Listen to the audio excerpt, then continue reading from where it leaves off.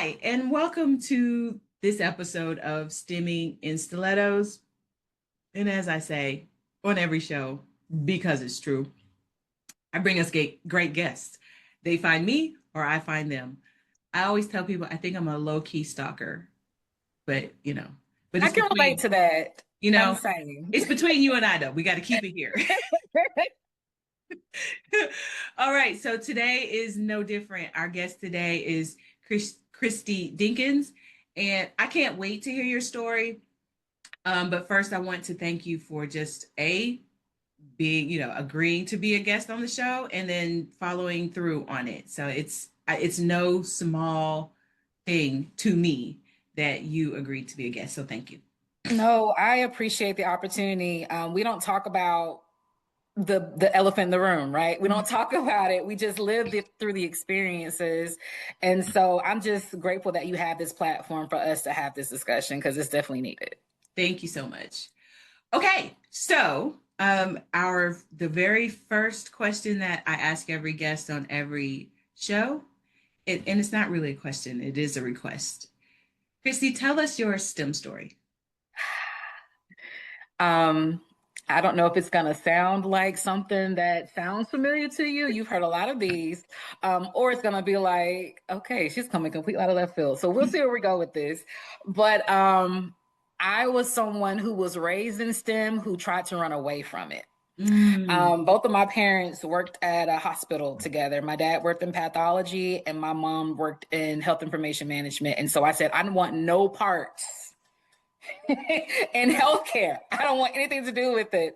But then everything that I did kind of led to this idea of helping people, wanting to support people. And now I work at a medical school, something that I was running from. But it's okay. Now, how I got to this point, I honestly just have this compassion towards people. I'm a very empathetic person. And so I love to support people where I can. And so, honestly, this job, I work at Philadelphia College of Osteopathic Medicine.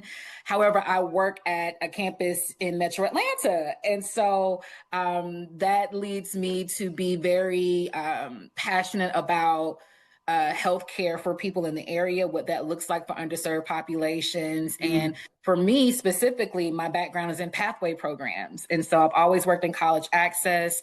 I've always worked in helping people to get to that next level. And so that's kind of where my work ended, where I started really in STEM. And so I wasn't really looking for a job in healthcare, wasn't working with STEM, wasn't trying to do the things. But at the time, my now ex-wife was battling stage 3 breast cancer. And Mm. so at that time, a lot of the focus was, hospitals, patient care, all these different things.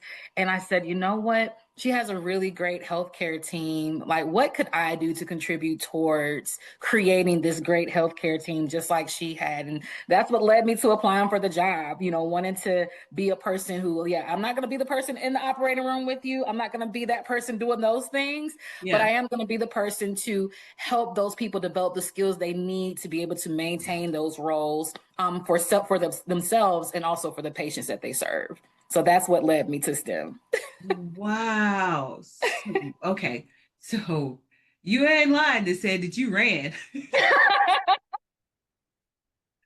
I mean, you almost didn't have a choice. Yeah. This the full circle moment for you. That's it. Yeah. That's all.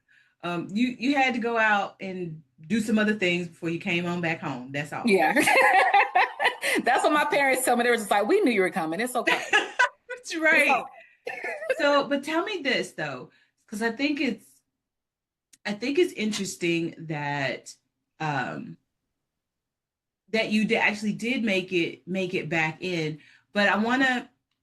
So when you got to college, Mhm. what was your thought that you were going to major in? If it was anything but healthcare, then it was like, what am I majoring in? Um, so that's funny because as much as I was running from it, I wasn't running far enough. My major was in psychology.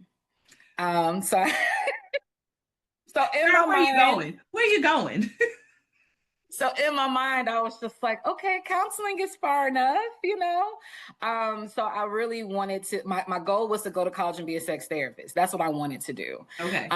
And, you know, I still dabble with that. I'm still thinking, you know, I went back for another master's to see if that was something I wanted to do. I got in the program and I was like, well, I got a doctorate already. It's okay. I don't have to have that.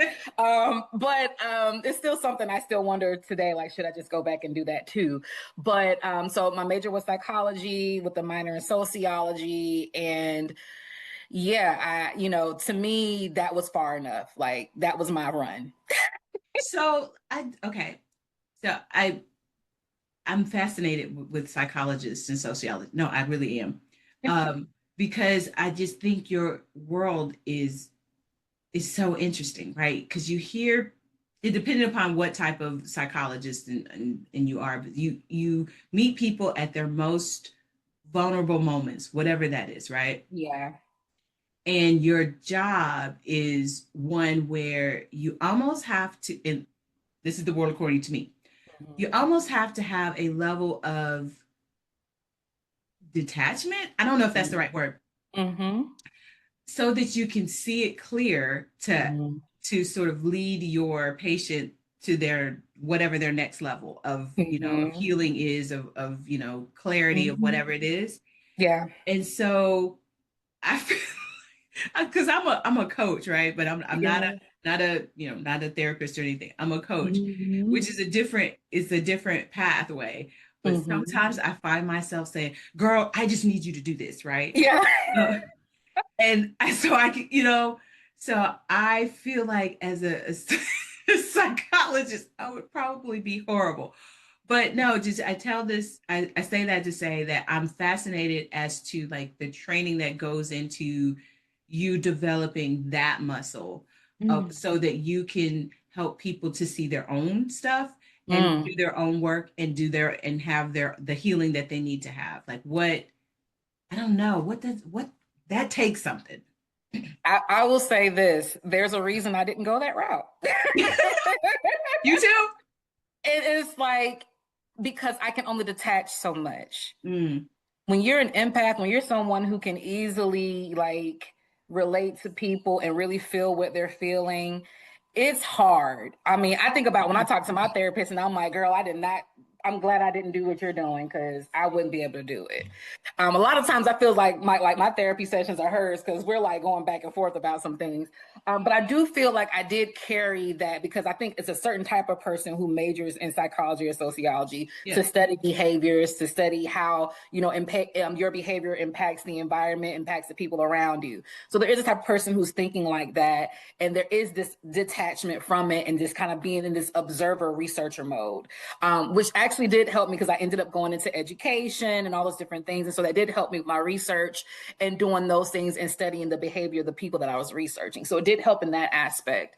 And so even though I got some transferable skills from that, but yeah, I have a huge respect for people who stayed in the area, who stayed Yeah. in that field, and still know how to kind of handle that training. Yeah, when after I finished my doctorate, I got into an MFT program, and I stayed there for all of 2 months. I was just like, yeah, this No. isn't it. This Yeah. isn't it. No, I trust. I get it. Yeah. I get it. But Because the skills definitely transfer over to what I'm doing now, as far as like working with students, and helping them to kind of figure out their pathway to, healthcare, their pathway to medicine. A lot of my interns are psych students, so that's always interesting, to talk to students who are also kind of just figuring out what that looks like. But all of my, as long as it's dealing with, and I keep forgetting, all of this deals with STEM. All of it is yeah. STEM. I always want to separate the two, but you have the social sciences, and then you have the physical sciences and biological sciences, and so all of it is STEM. And so I do still grapple with, okay, I'm a STEM person, but I'm not a STEM person. So I hear that because usually when people are talking about STEM, they are talking about like what we would know like the hard sciences Yeah, and technology and whatever.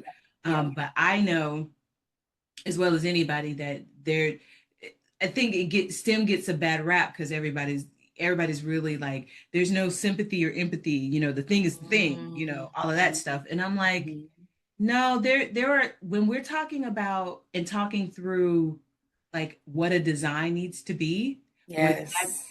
AI development, whether that's Mhm. technology, whether that's in biomedical, blah, blah, blah, some, you know what I'm saying?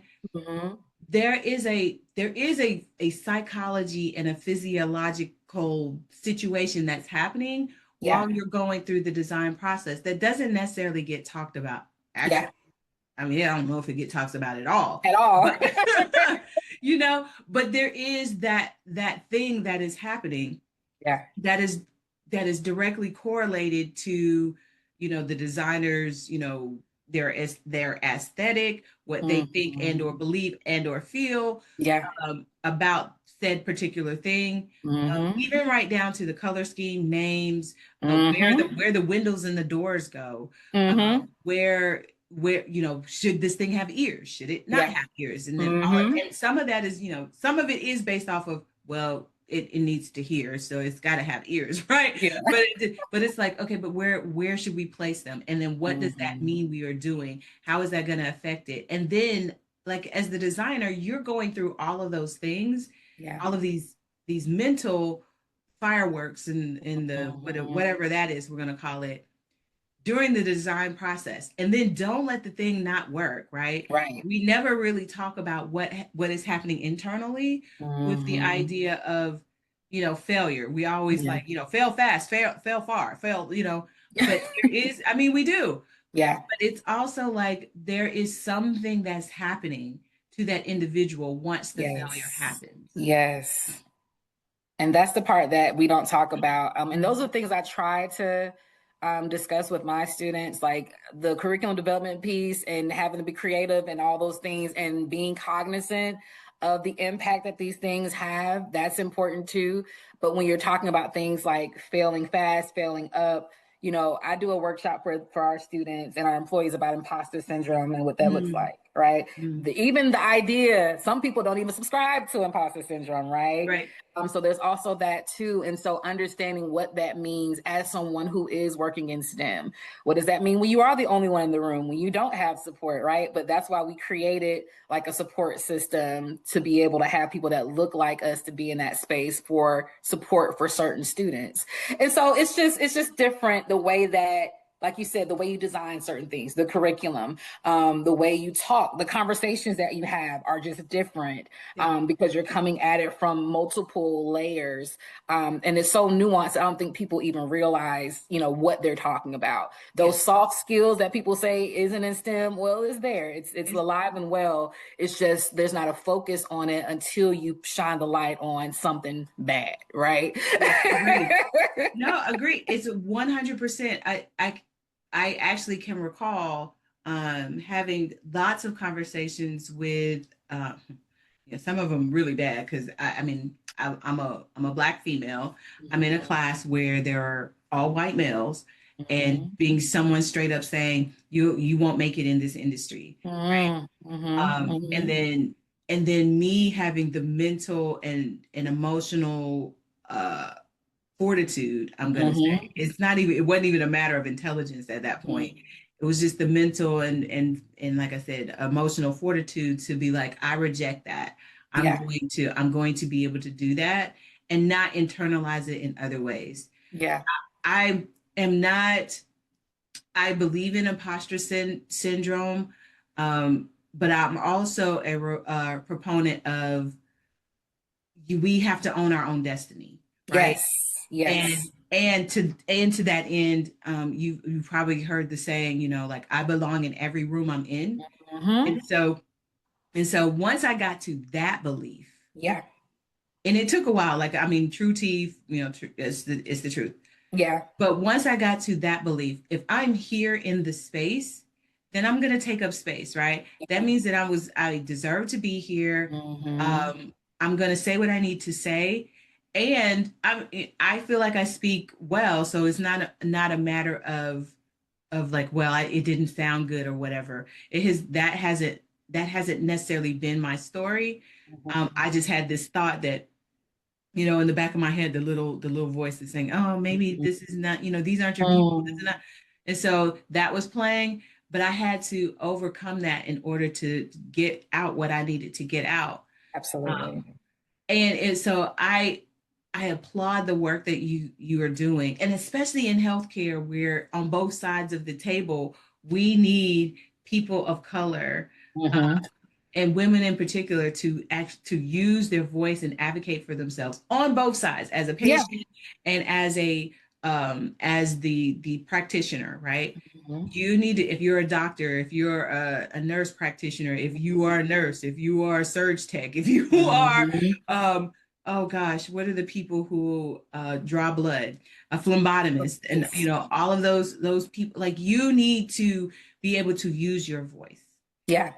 Absolutely. And that's the thing, like, I think that's usually when I think about the interns that I work with, that's the barrier, right? Mm. Do I have a voice? How often do I use it? There's this advocacy piece that you're kind of alluding to right now.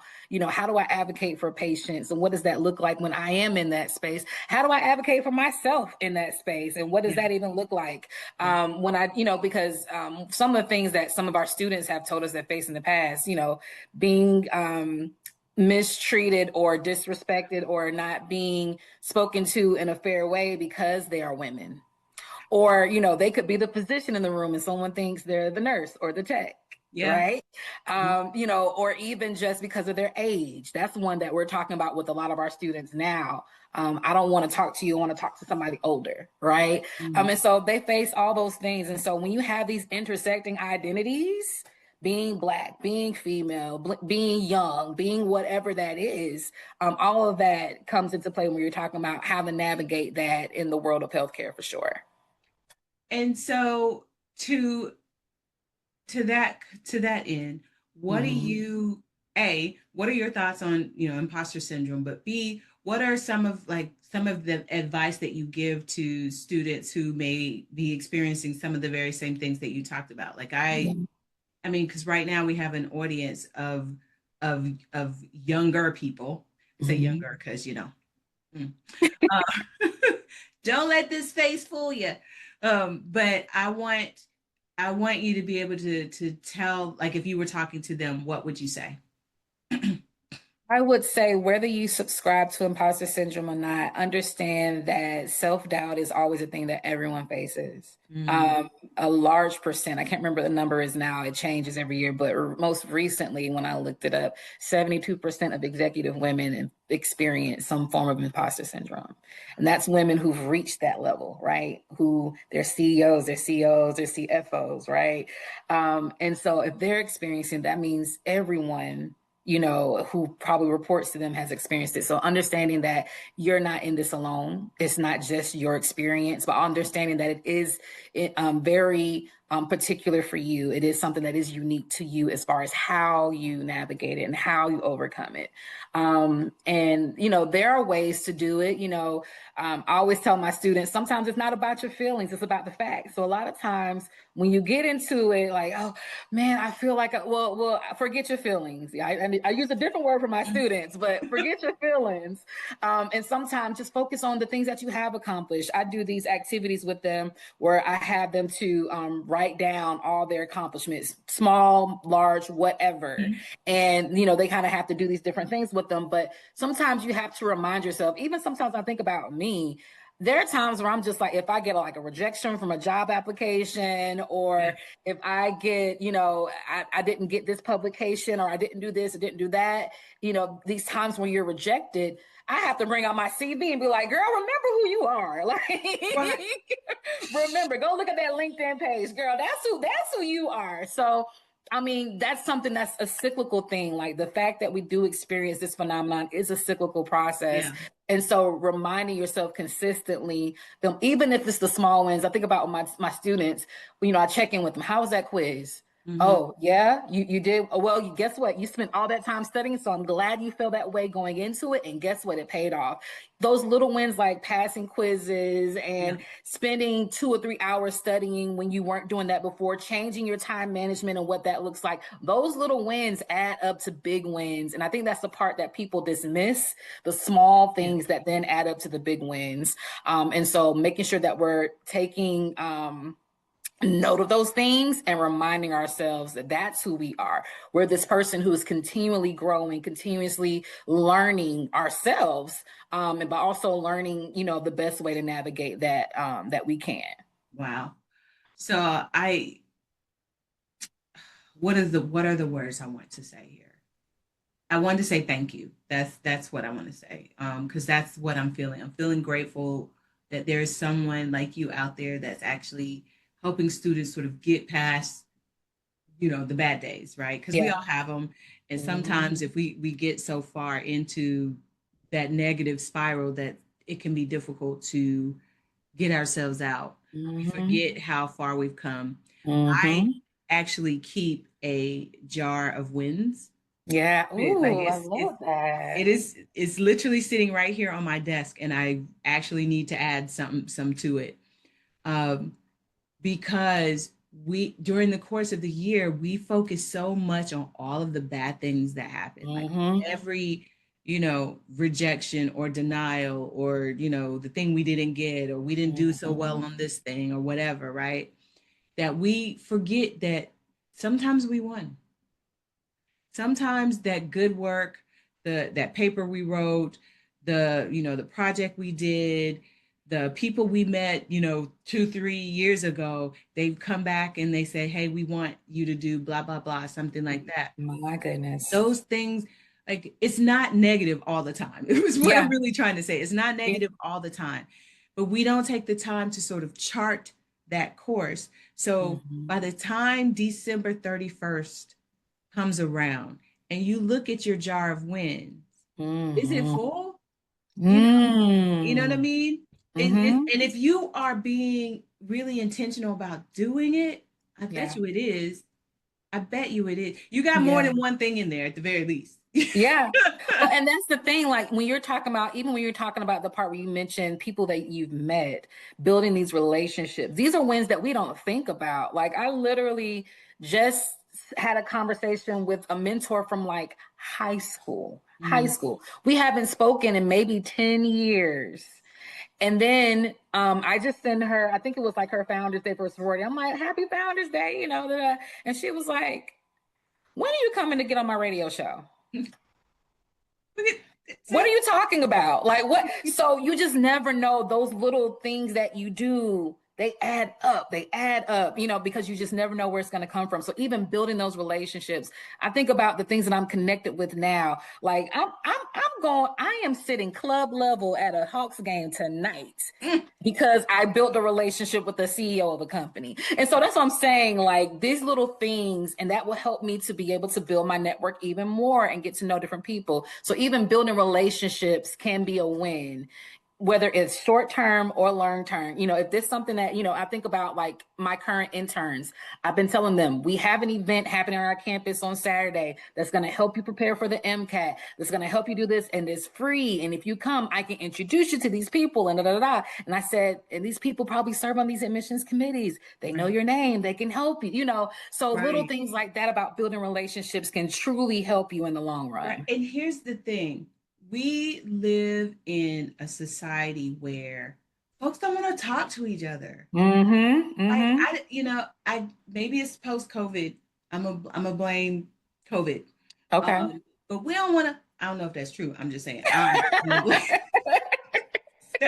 gonna blame COVID. I don't know if none of that's true, people. I don't. I don't know none. Yeah. I ain't did no research. This is purely speculative on my part. Yeah. Okay. But we don't want to talk to people. But networking is Mm-hmm. so important. Yeah. I mean, people remember, again, they remember being in your presence, right? Yeah. So I want to say to people, like, networking is not just sort of, sometimes it is going to some event and having these affected conversations, right, with people. Mhm. Hi, my name is It's not what that is. That's not what we do. I No. mean, and that's very true. I just did a networking workshop last week. We have a mentoring program at my job that I was a mentee, I became a mentor, and now I come back and I speak on things like networking. And you know, the big thing is it is awkward. Networking is very awkward, and not just for, you know, there are just some people who naturally feel comfortable in those spaces. Yeah. But then everyone feels at some point some type of resistance to it, right? And so the things that I tell, you know, people who have done that workshop is, you know, operate in the areas that you're comfortable in. That. Right? If you are Yes. that person who doesn't know how to work a room, well, you can work this small group over here that you're working with. You can talk to the person next to you. You can have a conversation. Find some type of common ground. Tell your story. The more you tell your story, the more you'll be able to get from people. They'll feel comfortable talking to you, but you have to be a little vulnerable. And sometimes when you get in spaces where we're in STEM, people don't want to be vulnerable. They want to separate work from personal, but a lot of times that stuff kind of intermingles. And it's you have to involve one with the other. But it's okay. You're right to all of that. And what I've had to, because I'm not a networking fan. I'm not. I just don't. I don't find joy there. Yeah. But I also understand the need for them. And so usually if I'm at a networking event, or even if I'm going to an event, right, where there's the before the event happens, and then then there's the after event, right? I make myself a goal. Yeah. Natasha, you're going to meet 2-3 new people today, and you're going to have at least a conversation with each of these 3 people. You're going to tell them about what you do, who you are, and wherever the conversation leads post that, it was either meant to be or it wasn't. But that's where, so once I set a goal like that, and I guess because I'm a goal-oriented person, that speaks to something within me that has me, hi, my name is Dr. Natasha Anderson, and this is what I do, and this is who I am, and so on and so forth. So, and usually I'll ask them something about themselves, or like, where is it that they work or something like that, to see if there is some common ground here. And then, whatever happens post that, because I've learned to not go in with these expectations like, all these people are going to want to hire me, or all these people are going to want to be business with me, or all these people are going to, no, I have told my story. Yeah. I've had a conversation with someone that, maybe I thought was lovely. Maybe I didn't. But at the end of the day, I've walked away. I probably have learned something. I've met somebody new. And I have somebody now that, like, even if it's not for me, I probably know somebody in my network to be like, oh, you need to talk to, I have a friend who does XYZ, 1, 2. You guys probably need to have a conversation. Yeah. So then I become a connector, as well as hooking a friend or another person up with an amazing opportunity. Absolutely. And then that's the piece. I'm glad you talked about that, because the networking piece, that's where it works. The follow-up, right? Whether that's me following up with that person, because a lot of times we'll go to conferences, get a bunch of business cards, scan my QR code, blah, blah, and you'll never talk to that person again. That's so true. Right? But it's when you say, wait, remember having a conversation with Dr. Anderson, and she was talking about she's doing blah, blah, blah, blah. You know what? There's something that we can do. Let's collaborate. And so that follow-up, that's where you build the relationship. That's where just like you and I have a conversation, and then we talk about where we can connect, where we collide, and what we can collaborate on. And that's the thing that I think people is awkward, and then you don't do anything with it. You have to do something with it. In order to make something happen, you have to make it happen. And that's the part. And the other thing, I think people, even people in STEM, there's an uncomfortableness that I think we need to get comfortable with. Yeah. So when we were talking about, like, the art of failure, right? Yeah. Nobody likes to fail. Right. Like, I mean, come on. Be real. I mean, I don't want to hear that. Yeah, like, what are we gonna fail today? Yeah, said no one ever. No one ever.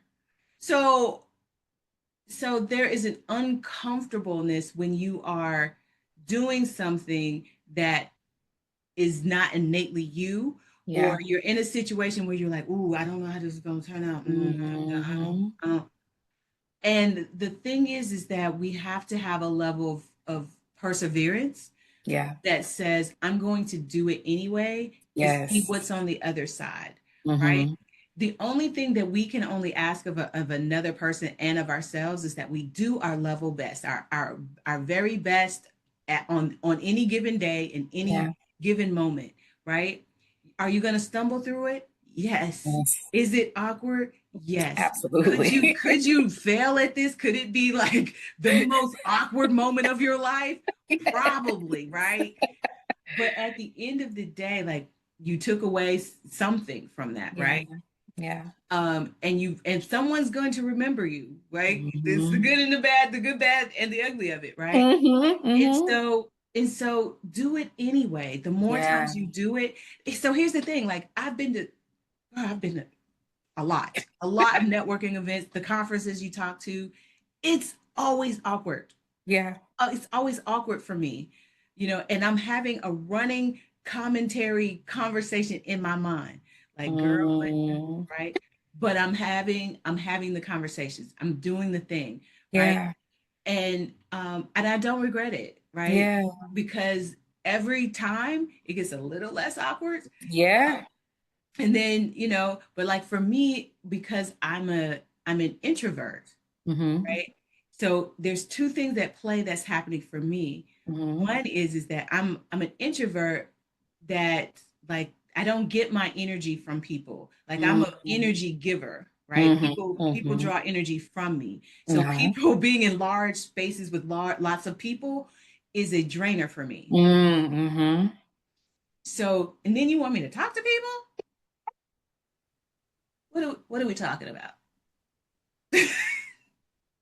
Okay. That's why I look. That's why I love the spaces where they like intentionally create smaller spaces, like affinity groups or something like that. It's just like if you're a rookie, if this is your first time, Yeah, we have this right. program. I love when people do stuff like I will be all about it. A small group of people. Like, I might be able to talk to everybody and leave with a little bit of energy for myself. that. Lord, let me be in a big space. There are 500 people in here. I'm like, why? What? Where did you all come from?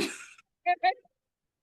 And like I'm the exact opposite. I'm definitely the extrovert, you know. And Mhm. so, but even that, I'm a bit of either an ambivert or omnivert. I'm still trying to figure out which vert are we using at this point. Mhm. But I get drained of a lot of energy because I use a lot of energy when I'm talking to a lot of people. And so for me, it's just like for me, my hang up was the follow up. I was not doing that because I was Oh, like, yeah. let me just retreat for a little bit. Mhm.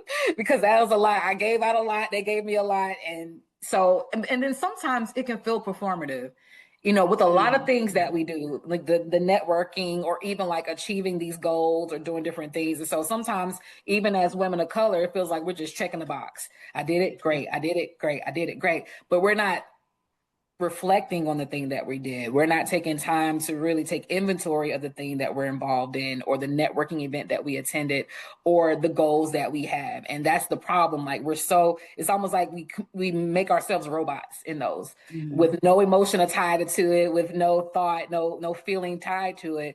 And so you don't do the things like celebrate the wins. You don't do the things like follow up when it comes to networking. And so those are things I think also we need to focus on when working with in STEM is, that reflective piece, that debrief with ourselves.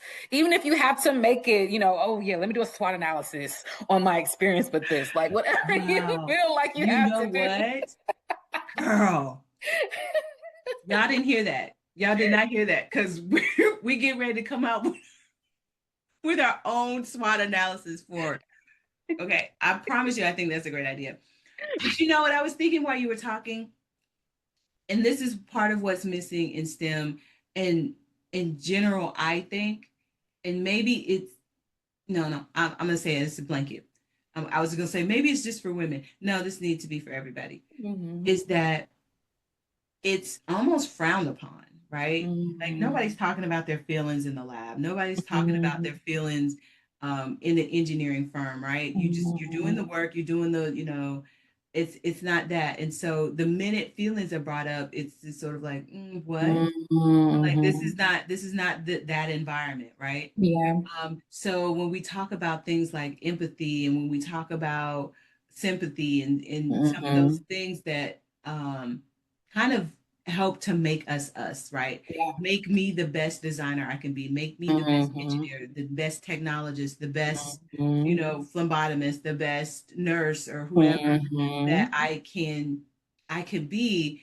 It's those other innate abilities and skills Yeah. that we may have that come into play along with all of the technical and industry specific skills that we have, Mm-hmm. right? Mm-hmm. We have to bring our whole selves Yes. to work with us our in every Mm-hmm. situation. So if we're talking about networking or interviewing or showing up at a space and being able to converse or talk through whatever it is we need to talk to, there Mm-hmm. are pieces and parts that are solely you. Like Yeah. nobody talks like you do, right? Right. I don't talk Right. like you do. You don't talk like I do, Right. Right. and it's all good, right? Yeah. Yes.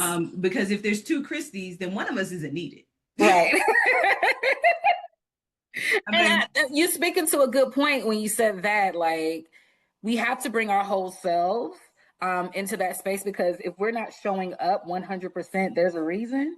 yeah, So if we don't feel psychologically safe in an environment, there's a reason. yeah, If we're dealing with a boss that's not the most emotionally intelligent person and they don't know how to handle me, there's a reason. But then you're also talking about this idea when you're talking about two versions of a person. And I see that a lot in STEM, right? Oh, I aspire to be like blah, blah, blah, blah, blah. This person has done, they were the first to do this and I want to do that. Well, comparison can sometimes be the thief of joy. yes. So Ooh, when you're constantly comparing yourself, like what does make you unique? What does make you different? And then when people are trying to hire you, they want to know what makes you different. They don't want to know what makes you a carbon copy of somebody else, I right? mean, that question that is still being asked in some way, shape, or form, tell us about yourself. Like, Mm-hmm. they really don't mean, well, I was born, at 2 a.m. in the morning. Like we all know, like they don't, okay. Um, this is the opportunity for you to tell your story Mm-hmm. in a way that honors who you are, right? Yes, Yes. talk about your skills. Of course, it's a job interview. But like they want to know when they're asking that question if you fit here, Yeah. right? And you need to be asking them the same question because maybe you don't Yes. fit there, right? But you need to be actually very clear on like what environments you thrive in, right? If it's energetic and upbeat and you need someone who, like deadline driven, maybe that's your jam. Like you excel in Mm-hmm. those. Other people are like, yeah, nah, I don't. If my boss doesn't show up until next week, I'm good, right? Right? But you need to know that. Um, Yeah.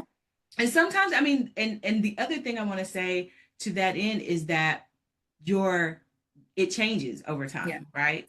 For some people, Yeah. maybe not all people, but for some people it changes. So what worked for you, when you first started at your first big job, right? Um, 10 years down the line, 15 years down the line, you might be like, yeah, what I once wanted, I don't want anymore. I would like it to look like Mm-hmm. this. All things are good here. Yeah. Yeah. Yeah. Yeah. I think that's good to think about too, just how we approach all those different levels, because there have been times where I sat and I've been on interview committees before for either a job or for students trying to get into medical school or anything like that. And the way that people approach that is very different. It's like they come in telling you what they think you want to hear. Yeah.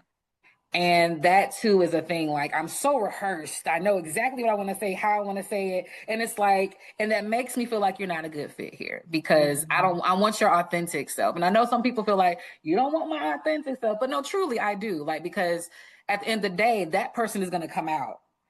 Yeah. Whatever is in you is going to come out. And so I want to know, who am I dealing with at their core? And so, do your values align with what we're looking for? Do our values align with what you're looking for? Right. And Yeah. so, even if it's a job, if it's trying to get to the next level in school, if it's a new position, that's one thing that I want to make sure, because I know I try to do that. Okay, are my values aligned with this place? Yeah. Yeah. Does it fit their mission?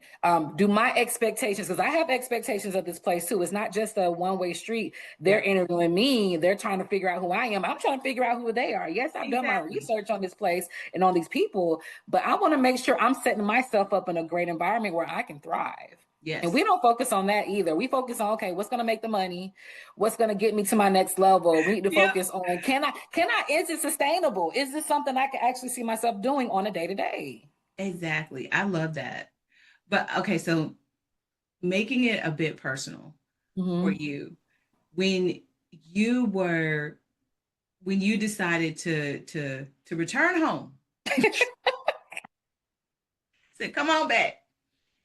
So what made you choose to go into a teaching arena as opposed to practicing? I mean, I know you said like, okay, I already knew that that wasn't necessarily where I was going, but what made you go sort of the education route? Um, Honestly, because after I graduated from my undergrad institution, that was the route I went, education. Mm-hmm. My master's is in higher education, my doctorate is in student affairs leadership. So, for me, it's all the same. And even I think about my job now, our number one thing is educating, advocating, this awareness of all Yeah. the things healthcare. And so to me, you have to be one.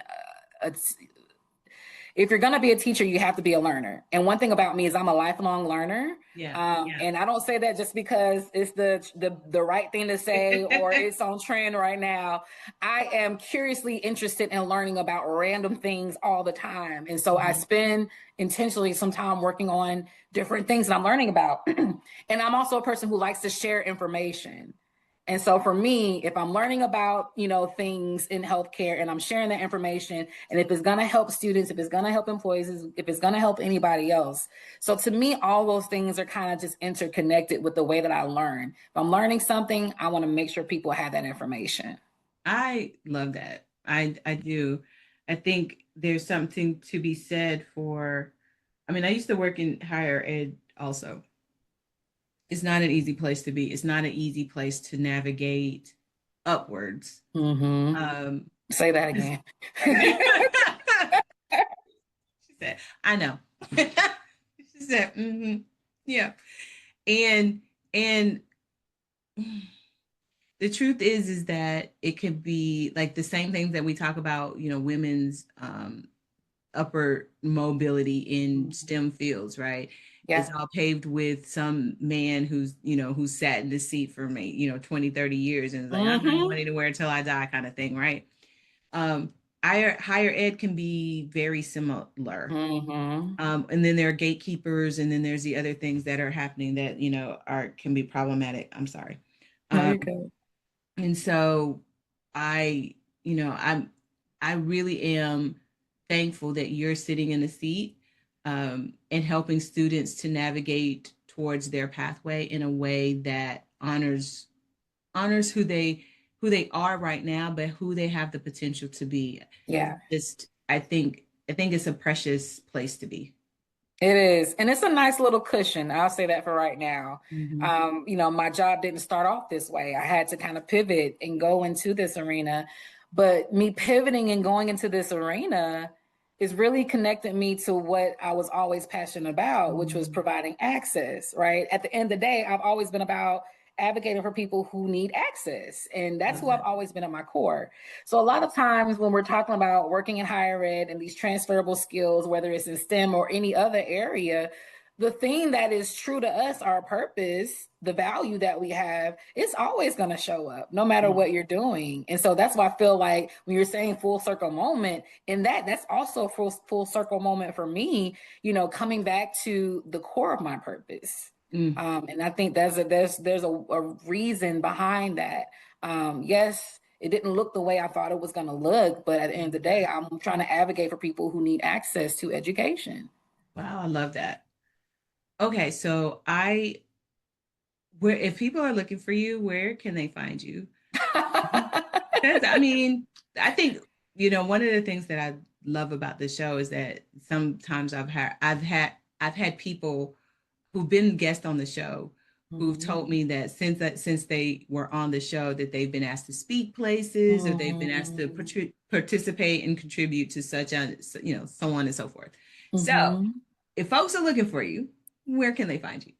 Absolutely. You can always find me on LinkedIn, Dr. Christy Dinkins. I will connect with almost anybody. So don't feel like you have to put in an email address or anything to connect with me on LinkedIn. On Instagram, I am Dr. C. Yvonne. And I'm just Christy Dinkins. If you just Google Christy Dinkins, I'm pretty much the one face that's like African American that you're gonna see with that name. But I'm open to connect with anybody. Even if there's someone who's interested in learning more about getting into medical school or trying to figure out, even if it's not medical school, like I can help you figure out what you want to do in medicine and healthcare as well. Oh, I love that. So if you guys are looking for her, we will have all of her contact information in the show notes. So that means that you guys actually have to read the show notes. It sounds like you're talking to my students. I mean, Read your listen, email. read the email. It's in the syllabus, people. It's It's in in the the syllabus. That's right. I mean, I was, did you read this? Did you actually? I think we went over the syllabus in class. Mm, mm. Just saying. Just saying. That's Anyway, funny. just, I think, well, who was the professor who had the T-shirt on sale for a little bit, and it just said it's in the syllabus. Like Oh, I need that one. he said he wore it to the first day of class. Any question you have? It's It's in the syllabus. in the syllabus. I mean, I was like, I saw it, I was like, oh, I need two of those. Oh, I need Yeah. two. Professor, when is the test? Okay. All right. Anyway, so here is the last question that we ask every single guest on every single show. And it is, if you could travel back through time and talk to your younger self, what advice would you give her and why? Hmm. Quantify that for me. Younger self as in 8 years old, 18 years old. What are you It's thinking? Because that's whoever. different advice. You tell me. So you want to talk to your 8-year-old self or your 18-year-old self? It's up to you. I will say if I could talk to 8-year-old Christy, I would say it's okay if it's not right all the time. Mm, It's all right that it doesn't look like what you think it should look like. mm, And everything isn't gonna appear to be the way that you think it should be. Like, I started off being a perfectionist very early on. mhm. And so I think if I were to go back and tell her then a lot of stuff I've experienced since then with perfectionism and trying to do all the things and being a strong Black woman and all that stuff, I would have a better way of navigating those things throughout those years. So I would tell her at 8 years old, it's okay that it doesn't look the way that you feel like it's supposed to look. Mm. Love that. I Yeah. don't know why that hit so hard for me. I'm like, now you have me like doing a deep dive through myself. No, but I really do appreciate that because it's how many times do we have the opportunity to say it's okay that it wasn't what you thought. It wasn't perfect. It wasn't, Yeah. you colored it yellow and afterwards you knew it should have been red, Mhm. right? And it's Mhm. okay. We don't get an opportunity to do that. So I think that's part of the reason why it is profound for me. So thank you for Yeah. No, thank you for asking the question. that. Okay, so you guys, this is the end of this episode of Stimming and Stilettos. I know I enjoyed this. I did too. I had fun. I want to come back. I just want to have a conversation with you, honestly. Listen, it's possible. Again, this is the end of this episode of Stimming and Stilettos. And as I say in every single show, you guys take care of yourselves and keep yourselves safe.